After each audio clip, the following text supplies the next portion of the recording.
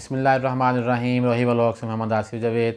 रमज़ान शरीफ का बाबरकत महीना जारी है, उसी हिसाब से हम गुफ्तगू करते हैं ताकि कुछ मेरे इल्म में भी इजाफ़ा हो और आप लोगों के इल्म में भी इजाफ़ा हो।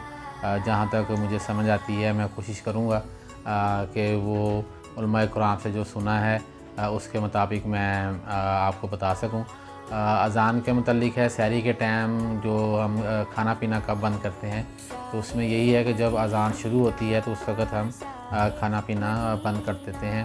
हज़रत सल्लल्लाहु अलैहि वसल्लम के दौर में हज़रत बिलाल कुछ देर पहले अज़ान दे देते थे, तो हज़रत सल्लल्लाहु अलैहि वसल्लम ने फरमाया कि जब हज़रत बिलाल अज़ान दे रहे हों तो आप अपना खाना जौन सा है वो जारी रखें। लेकिन जब अब्दुल्ला बिन उम्मे मक्सूम जौन से थे सहाबा थे, जब वो अज़ान दें तो उसके बाद खाना पीना बंद कर दें, इसलिए कि वो नबीना सहाबी थे। जब उनको बताया जाता था कि ये टाइम हो गया है तो आप अब अज़ान दे दें, तो उस वक़्त अज़ान देते थे। तो इसलिए अब तो हमारे पास सहूलत है बहुत ज़्यादा कि हमारे पास घड़ियाँ हैं, मोबाइल के ऊपर टाइम देख सकते हैं, घड़ियों पे टाइम देख सकते हैं। तो टाइमिंग का पता होता है, हर जगह के ऊपर टाइमिंग जौन सी है वो पहुंची होती है किसी न किसी सूरत में। तो वो हमें अब तो ज़्यादा मसला ही नहीं है, इसलिए कि अज़ान ने तो शहरों में तो हमने देखा है कि बहुत देर तक होती रहती हैं। किसी की 2 मिनट बाद होगी, किसी की 3 मिनट बाद, किसी की 5 मिनट बाद। लेकिन जहाँ पर जिसको टाइमिंग पता है वो अपने टाइमिंग के हिसाब से अपनी सहरी जौन सी है वो अपनी ख़त्म कर ले।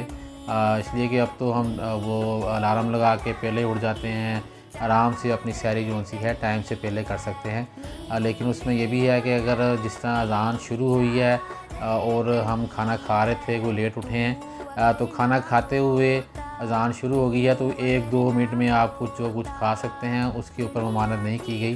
तो उसमें आप फ़ौरन जल्दी वो आप 1-2 मिनट ऊपर भी हो जाते हैं, तो उसमें कोई हर्ज नहीं है। दूसरा है कि सफ़र के दौरान रोज़ा रखना, और उसमें जो सी नमाज है वो उसके मुतल्लिक जौन सा कि सफ़र के दौरान अल्लाह ताला ने जो लिखा है या रसूल ने बताया है कि सफ़र के दौरान हम जौन सा है अपना रोज़ा छोड़ सकते हैं, और नमाज जौन सी है वो अपनी थोड़ी जौन सी 2 फ़र्ज़ जौन से हैं वो पढ़ सकते हैं। सफ़री नमाज जौन सी है हमारी वो 2 फ़र्ज़ पढ़ सकते हैं, और उसमें ये भी है कि सफ़र लंबा है तो उसमें हम 2 नमाज़ें इकट्ठी भी कर सकते हैं। सफ़र में इजाज़त है कि हम रोज़ा छोड़ भी सकते हैं, और लेकिन जिस तरह के आजकल के सफ़र हैं हमारे कि हमारे पास अपनी कारें हैं, उन पे सफ़र कर रहे हैं, और गाड़ी है या आसानी के सफ़र हैं, उसमें अगर हम रोज़ा नहीं भी छोड़ते, रोज़ा रख लेते हैं तो वो भी बिल्कुल जायज़ है उसमें। बल्कि जायज़ यही फ़ायदा जौन सा हमारा ये है कि जो रोज़ा हमने रख लिया रमज़ान शरीफ में वही बेहतर है। बाद में जो रोज़े छोड़े हुए हैं उनको बाद में रखना बड़ा मुश्किल हो जाता है। हम तो अगर रोज़ा छूट जाए उसको बाद में रखना होता है तो वो अक्सर ही हमारे से रखा ही नहीं जाता रमज़ान शरीफ गुज़रने के बाद। देखिए रमज़ान शरीफ में कुदरती माहौल बना होता है, हर कोई रोज़े रख रहा होता है, तो इसलिए इस माहौल में इस बाबरकत महीने में इसका सवाब भी ज़्यादा है। रोज़ा रख भी लिया जाए तो बेहतर है। और जो सफ़र है उसके मुतल्लिक बताया गया है कि 9 मील या तकरीबन जो आप तकरीबन 20 किलोमीटर बनते हैं, उसके बाद जो सफ़र है वो शुरू हो जाता है। लेकिन अब वो 9 मील या 20 किलोमीटर अब कराची या लाहौर तरह के शहरों को देखें तो वो तो बहुत बड़े-बड़े शहर हैं, तो उनके अंदर ही 20-20 किलोमीटर पूरे हो जाते हैं। लेकिन वो शहर एक ही है। तो ये सबसे बड़ी शर्त ये भी है कि शहर से बाहर होना, शहर से बाहर निकलना। ये नहीं कि कराची अब जो 40 किलोमीटर आप चले जाएँ तो आप समझें कि सफ़र मेरा शुरू हो गया, वो सफ़र नहीं गिना जाएगा, इसलिए कि आप वो अपने शहर से बाहर नहीं गए। और सफ़र में जो रोज़े हैं वो रखे भी जा सकते हैं, नहीं भी। उसमें एक दफ़ा हज़ूर सल्लल्लाहु अलैहि वसल्लम सफ़र पे जा रहे थे तो कुछ सहाबा कराम ने रोज़ा रखा हुआ था और कुछ सहाबा कराम ने रोज़ा नहीं रखा था। लेकिन जिस टाइम अफ्तारी का टाइम हुआ तो वो जिन सहाबा ने रोज़ा रखा हुआ था वो निढाल होकर गिर पड़े, और जिन सहाबा ने रोज़ा नहीं रखा था उन्होंने उनके लिए वो खैमे और इफ्तारी का सामान और सारा इंतज़ाम उन्होंने किया। तो हज़ूर सल्लल्लाहु अलैहि वसल्लम ये देखकर रसूल ने फरमाया कि आज तो जो बेरोज़गार थे जिन्होंने रोज़ा नहीं रखा हुआ था वो रोज़ादारों पर बाजी ले गए। तो इसलिए दोनों ही चीज़ें कर सकते हैं आप।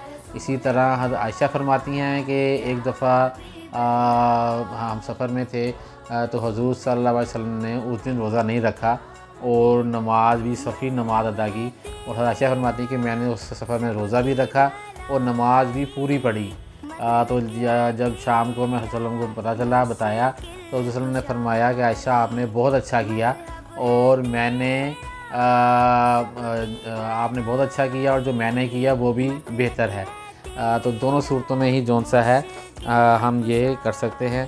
اور اس میں تیسرا آ جاتا ہے کہ سفر کے اپنا روزے میں انجیکشن لگوانا، تو اس کے انجیکشن لگوانے میں ممانعت ہے، لیکن کچھ لوگ کہتے ہیں لگوا بھی سکتے ہیں، کچھ علماء کرام کہتے ہیں، کچھ علماء کرام کہتے ہیں کہ نہیں لگوا سکتے۔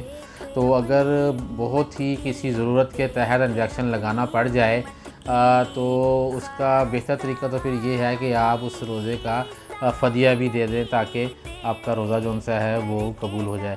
باقی جو اس طرح شوگر کے پیشنٹ ہیں جنہوں نے انسولین لگانی ہے، آج کل کافی سارے جنہوں نے روزہ رکھنا ہے، صحت اچھی ہے، ان کی صحت زیادہ دیتی ہے، تو وہ اپنا صبح سحری میں انسولین لگا کر روزہ رکھ بھی سکتے ہیں، اور افطاری میں دوبارہ اپنی انسولین لگا سکتے ہیں۔ لیکن جن کی شوگر بہت زیادہ ہے، وہ ایک تو ان کو صرف شوگر انسولین نہیں، ان کا کھانا پینا بھی ہے کہ جو شوگر کا پیشنٹ ہے اس کو بار بار کھانا پڑتا ہے۔ تو شوگر ایک مرض ہے، اس مرض میں اگر کوئی روزہ چھوڑنا چاہے تو چھوڑ بھی سکتا ہے، اس کا فدیہ ادا کرے گا۔ لیکن اگر جو صحت مند ہے، جو تندرست ہیں، جس رکھ سکتے ہیں روزہ، وہ اپنی انسولین صبح شام لگا کر روزہ رکھ بھی سکتے ہیں۔ باقی اسی طرح انہیلر ہے، انہیلر کے اوپر ممانعت ہے، اس لیے کہ انہیلر کے اندر دوائی ہوتی ہے۔ میں خود بھی سانس کا میں پیشنٹ ہوں، تو وہ انہیلر جب ہم لیتے ہیں تو وہ جیسے ہی اس کو ہم پش کرتے ہیں، دوائی جو سی ہے وہ ہمارے صرف گلے کے اندر آ جاتی ہے، اور اس کا باقاعدہ ایک ٹیسٹ اور گلے کے اندر تک وہ ہم محسوس کرتے ہیں اس دوائی کو نا۔ تو اس لیے انہیلر جو سا ہے اس سے پرہیز کرنی چاہیے۔ اگر طبیعت خراب ہے روزہ چھوڑ لیں، روزہ چھوڑنے کا کوئی گناہ نہیں ہے، بشرطے کہ آپ بیماری میں مبتلا ہیں تو آپ کو یہ اجازت دی گئی ہے۔ اسی لیے فرمایا گیا ہے کہ کچھ لوگ یہی اس میں ہے کہ روزے کے اندر نماز سفر میں پوری پڑھنی، صفی نماز پڑھنی، روزہ رکھنا نہیں رکھنا۔ تو جو اگر جن چیزوں میں اللہ تعالیٰ نے ہمیں گنجائش دی ہے تو ہمیں اس گنجائش سے فائدہ اٹھانا چاہیے۔